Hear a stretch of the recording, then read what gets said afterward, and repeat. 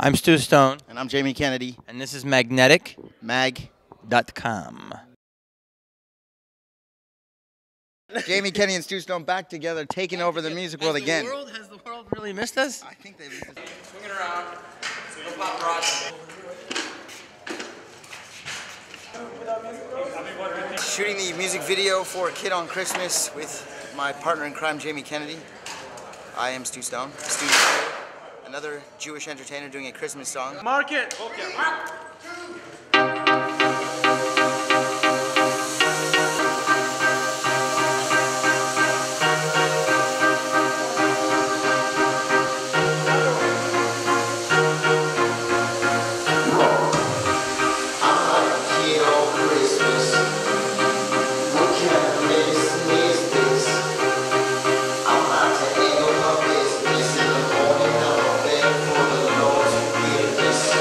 Explain to us, who are you for this video and what kind of role you're playing? I'm the Grinch.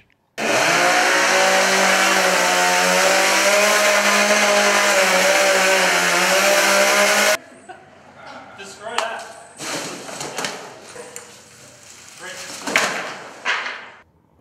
Do you remember the last person who played the Grinch? Jim Carrey? Yeah. And are you trying to make a Son of the Mask reference? Mommy. You said mama. Can you say dad? Mother. I like the movie. It's one of those movies that is gaining a cult, fame. As more people see it on DVD, it's good for the little screen. Stream. It's good for the little. This guy's full of smacks. It's good for the little screen. your iPod Nano. I like a kid on Christmas. What kind of medicine is this? I'm about to handle my business. In the morning, I'm a day for the Lord's forgiveness.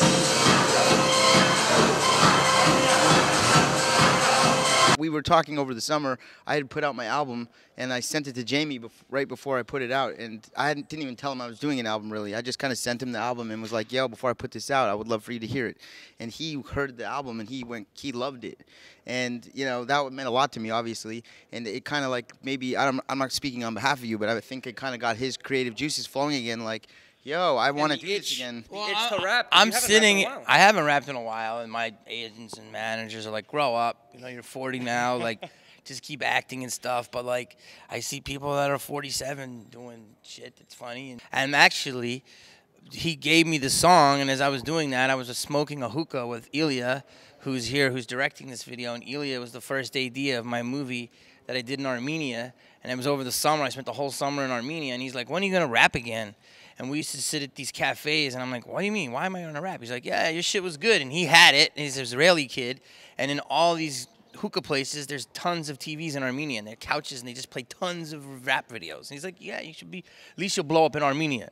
So I was like, Armenia, if you're watching, we are ready to take over. I like a kid on Christmas. What kind of medicine is this? I'm about to handle my business. In the morning, I'm a day for the Lord's forgiveness. we have this new kid that's doing the song with us. His name is Optimus Rock. And he's like, it's Skrillex and Dead Mao and who else? Cascade all got together and just fucked and had a baby. Obviously, we're big fans of those guys, and he did the track along with Stewart on this. So I always loved this type of music, and now Stu started getting into more. I don't even know what you want to call it: dubstep, electronic, a house trip, whatever. You know what I mean? And so that's how we started. And he's like, I'm going to write this song. I want you to rap on it. I was like, yo, let's do a Christmas song. And at first we were going to do just like a regular Christmas song, like an homage to like Run DMC or, even George Michael, Wham, because we're both big Wham fans. We wanted to do like a Christmas song. But then once we got with Optimus Rock and the beat kind of went from being a straight hip-hop song into this crazy dance electronic thing, it changed the kind of meaning of the song, and now it's not even really a Christmas song. I mean, it is, but the whole thing is like, it's more of a feeling, like, I'm so happy, I feel like a kid on Christmas. I'm at this party, shit is so dope, I'm so fucked up, I feel like a kid on Christmas. Now, how do you feel about the chemistry, having been 4 or 5 years since you guys have, performed together? I think it's great that we're here doing this again, man. We had a great time doing it back then. Yes. So this kind of just feels like old times again, like, it seems like yesterday we were just doing this, so. I feel like we haven't really We haven't really missed a beat. We missed the burp. I wanted the burp on the mic. No, you don't want to. Well, we got a lot more dance tracks coming because, you know. You like to dance. I've been checking out the B-roll from the video, and you really like to, shake it up. Well, he was in the Kicking It old school. Some of us know the story behind you guys getting together, not the whole story. I'm just going to ask you this question. What made Stu worthy of you trusting him to move onto your property for the time being? Because he has one of those famous Hollywood, I lived in the guest house of, so-and-so and started working with them soon after type of thing. So, Stu, I've always, like I said, we've worked on cartoons together. I mean, that's why we're rappers, because we can do voices, and rapping is an extension of that. And he needed a place to stay, and I was like rapping for fun, and he was rapping for good. So I was like, damn, you're just really good. I mean, you're short and Jewish, but you're really, if you take that away from yourself, anyone would think that you're just a legitimate hardcore. They would just think I'm like tall and Christian. Yeah, you'd be like a hardcore, rapper. so what's going to be different this time around? I think, we had a lot of time. We first of all, when we worked together last time, we spent a lot of time together.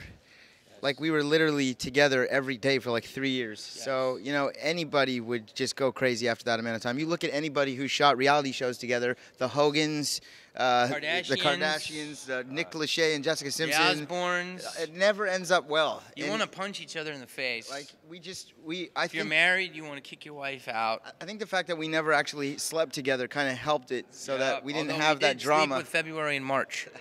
It was a couple of months in a magazine. I don't want to say anything. But I will say that, it's easier, enough time kind of passed by. He had his whole thing where he whispered with ghosts, and I was off doing Sunday Night Stew on the web. And I was in a relationship, a wonderful relationship. I almost got married. You were in a relationship. You were almost tying it down, and then it kept pulling back into the game. It seems like every time we're both single, we end up becoming great friends again. Yeah, and when we're together, get away from me. You guys should probably get married. When I have a girlfriend, you can't come near me. No, he's one of those guys that gets locked down. We're bad influences. And what about you? Locked down. Locked down. Don't get locked down. But honestly, girls come after him with golf clubs, so. Yeah, he was on the phone with me when that happened. I was there. I helped He actually kept recording. I recorded it, and I said, get a 9-iron. Have more metal in it. But all jokes aside, we have this kind of comedic kind of chemistry that worked really well on the show.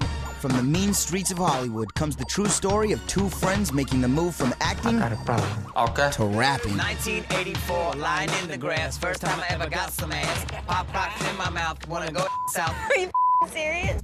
Me, I'm rapping. You rap. Hype. As soon as you do that, over. How am I gonna blow up in LA? Jamie Kennedy's Blowin' Up. Watch Jamie Kennedy and me, Stu Stone, as we claw our way to the top. Hey, Mom, I'm doing a local commercial. I'm the mattress Mac. I got a king-size mattress that's good for your back. So I tell people, did you watch the show Blowin' Up? And they're like, what? And the show that Bob Saget reinvented his career.